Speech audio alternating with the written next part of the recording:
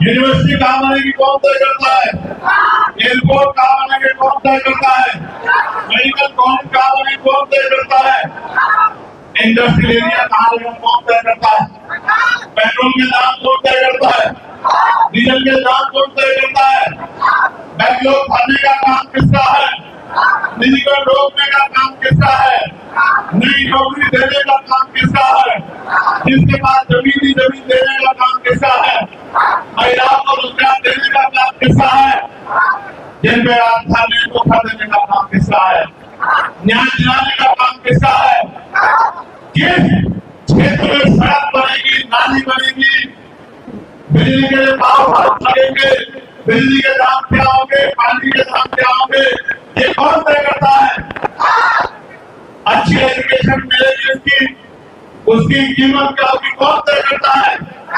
अच्छा इलाज मिलेगा उसकी कीमत क्या होगी कौन तय करता है? डॉक्टर होंगे नहीं होंगे कौन तय करता है? दवाइयाँ मिलेगी कौन तय करता है? किसानों की फसल का दाम मिलेगा कौन तय करता है? नौजवानों को बेरोजगारी भत्ता मिलेगा कौन तय करता है?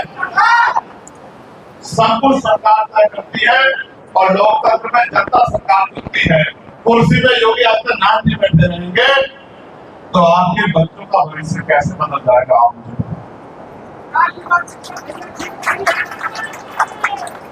देखो एक बात यहाँ से आई है कि सरकार की मानसिकता ठीक नहीं है, मैं इस बात से सहमत नहीं।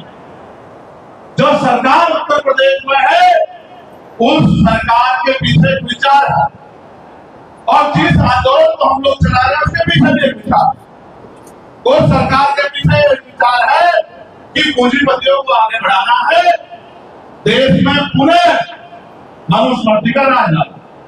उसके पीछे विचार है कि सारी इकोनॉमी को चंद लोगों में लाके छोड़ना है और बाकी सब लोगों को लेबर क्लास बनाना है।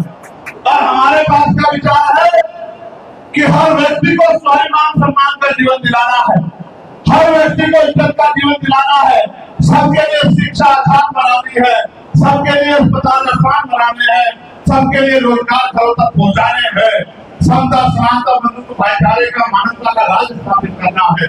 वो अपने विचार पे काम कर रहे हैं और हम अपने विचार पे काम कर रहे हैं।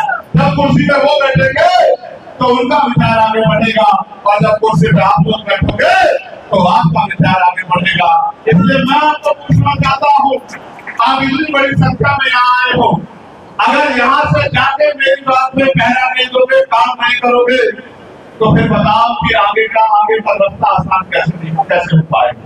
मैं आपसे कुछ मांगना चाहता हूँ, बताओ मांगू क्या?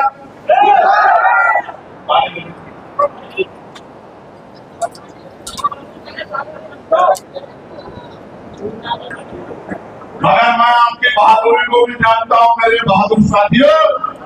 मैं जानता हूँ कि किसान मजदूर के बच्चे, मैं भी दुबई गया था, कहाँ गया था? दुबई, सोने जैसी दुबई बनाई किसने?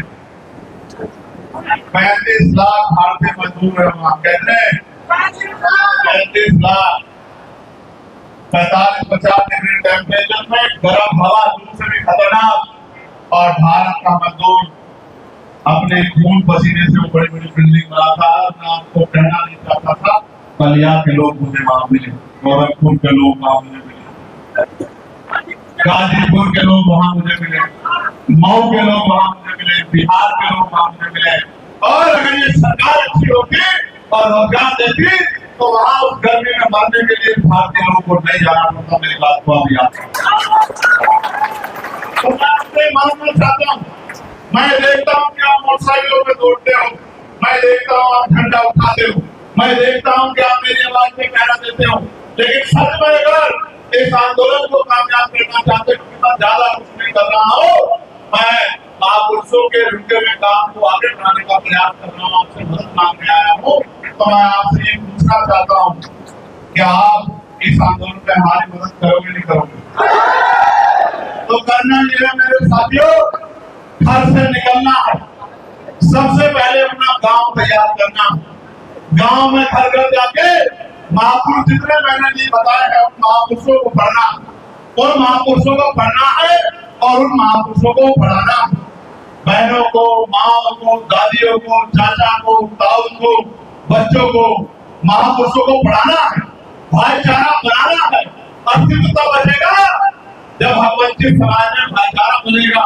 छोटी छोटी स्वार्थों को, लड़ाइयों को पीछे हटाना है और अपनी मुट्ठी को ताकतवर बनाना है। और लोकतंत्र में लाठी डंडों तलवारों से राज नहीं बदलता, बंदूकों भालों से राज नहीं बदलता। संवैधानिक तरीका है, जिनका वोट होगा उनका राज होगा। मानव काशीराम साहब ने नारा दिया था कि वोट हमारा, राज तुम्हारा, नहीं चलेगा, नहीं चलेगा। मैं आज आपसे पूछना चाहता हूँ कि आपके वोट पे हर किसका बैठता है? आप अपने दिल से बताइए।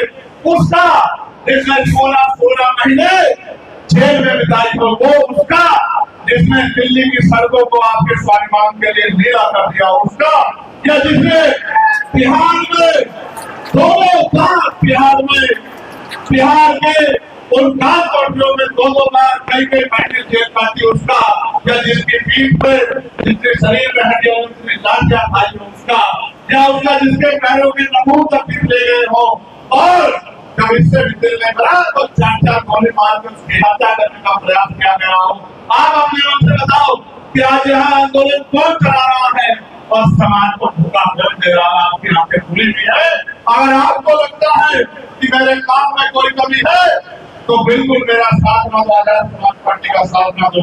और अगर आपको लगता है कि जहाँ अन्याय होता है पुलिस से पहले ठीक आदमी का जवाब जाके सीना तान कर कोई माँ बहनों की रक्षा करने का काम करता है, गरीबों की आवाज बनने का काम करता है, तो मुझसे वादा करो कि आज के बाद जब से 8 घंटे आप अपना पेट पालने के लिए, घर चलाने के लिए मेहनत करते हो, 1 घंटा जरूर पहले अपना गांव तैयार करोगे, फिर दूसरा गांव तैयार करोगे, फिर अपना ब्लॉक तैयार करोगे, अपनी विधानसभा तैयार करोगे। और 31 में पंचायत चुनाव आ रहा है। ये पैसे वालों का चुनाव, गरीबों का चुनाव बना देना है। प्रधान लड़ेगा पैसे वाला, बीडीसी लड़ेगा पैसे वाला, जिला पंचायत लड़ेगा पैसे वाला, प्रमुख लड़ेगा पैसे वाला, और पैसे वाले लड़ेंगे तो गरीब के बच्चे कहाँ जाएंगे? मैं तो आपके पास उदाहरण हूँ, पसीने के नोट जिनमें वजन बढ़ गया है, इनकी मोटाई बढ़ गई है,